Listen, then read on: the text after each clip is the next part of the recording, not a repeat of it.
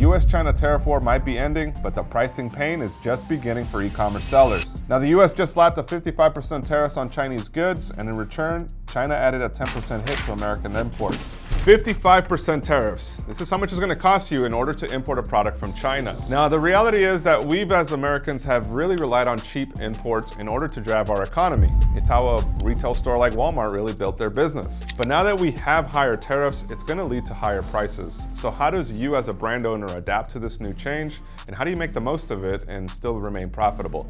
Well, I want to break down the math for you and then give you guys some options. Let's take a look.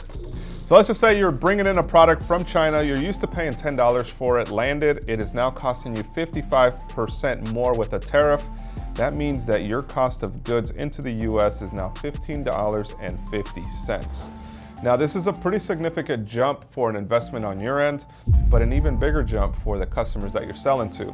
Because with a $10 cost, you were potentially selling that t-shirt for around $30 retail.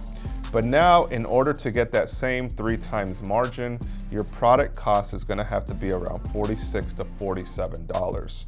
So you went from selling that tee from $30 to now having to retail it for $47 to get that same margin, or you keep the prices where they're at now and really cut into your profit margins. But now there is another option that people aren't necessarily talking about, and that's about manufacturing it in the US. You will have to pay more for manufacturing. That $10 tee might cost you $20, which means that you'll then have to retail it for $47 in order to make a substantial amount of profit to stay in business and grow your company. But the real question there is, are US customers willing to pay more for the same exact product? This is something that's still up in the air.